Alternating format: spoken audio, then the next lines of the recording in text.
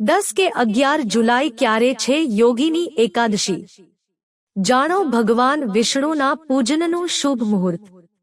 હિન્દુ ધર્મમાં એકાદશીના વ્રતનું વિશેષ મહત્વ છે અને અષાઢ મહિનાના કૃષ્ણ પક્ષ દરમિયાન આવતી એકાદશી યોગીની એકાદશી તરીકે ઓળખાય છે.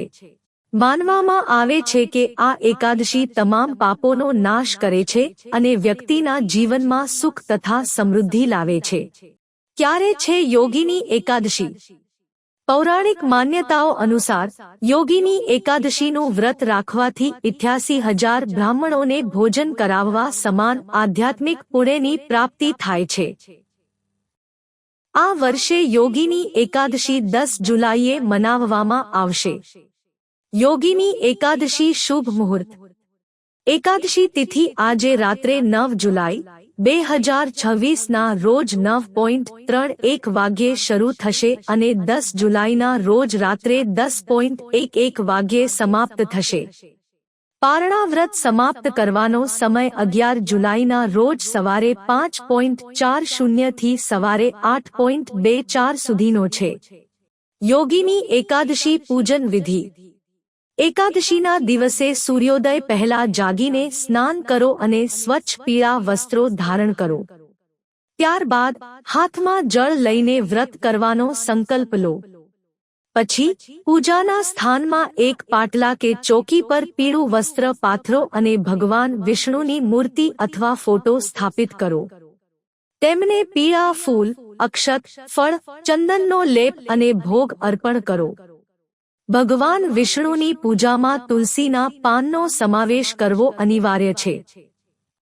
ધ્યાનમાં રાખો કે એકાદશીના દિવસે તુલસીના પાન તોડવામાં આવતા નથી. તેથી એક દિવસ અગાઉ જ તે તોડીને તૈયાર રાખો. દ્વાદશી તિથિએ શુભ મુહૂર્તમાં વ્રતનું પારણા કરો. ભગવાન વિષ્ણુ સમક્ષ ઘીનો દીવો પ્રગટાવો અને યોગીની એકાદશી વ્રત કથા વાંચો અથવા સાંભળો. ત્યારબાદ વિષ્ણુ સહસ્ત્રનામનો પાઠ કરો અને આરતી સાથે પૂજા સંપન્ન કરો. એકાદશીની રાત્રે સૂવું ન જોઈએ. આખી રાત ભજન કીર્તન કે મંત્રજાપ કરીને જાગરણ કરવાની પરંપરા છે. બીજા દિવસે એટલે કે દ્વાદશી તિથિએ શુભ મુહૂર્તમાં વ્રતનું પારણા કરો. વ્રત ખોલતા પહેલા કોઈ બ્રાહ્મણ અથવા જરૂરિયાતમંદ વ્યક્તિને ભોજન અને દક્ષિણા અર્પણ કરવાનું સુનિશ્ચિત કરો. આ દિવસે શું કરવું અને શું ના કરવું? ભગવાન વિષ્ણુને પીળો રંગ પ્રિય છે. તેથી પીળા વસ્ત્રો ધારણ કરો અને ભોગ તરીકે પીળી વસ્તુઓ અર્પણ કરો. આ દિવસે જળ, અન્ન, છત્રી કે કપડાનું દાન કરવું અત્યંત શુભ માનવામાં આવે છે. વિચાર, વાણી અને કર્મમાં સંપૂર્ણપણે સાત્વિક રહો.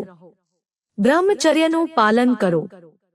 યોગીની એકાદશી વ્રત કથા. પૌરાણિક કથા અનુસાર હેમ નામનો એક માળી અલકાપુરી નગરીના રાજા કુબેરની સેવા કરતો હતો અને ભગવાન શિવની પૂજા માટે દરરોજ માનસરોવર સરોવરથી ફૂલો લાવતો હતો. પરંતુ એક દિવસ પોતાની પત્નીના પ્રેમમાં મગ્ન થઈ જવાથી તે સમયસર ફૂલો લાવી શક્યો નહીં.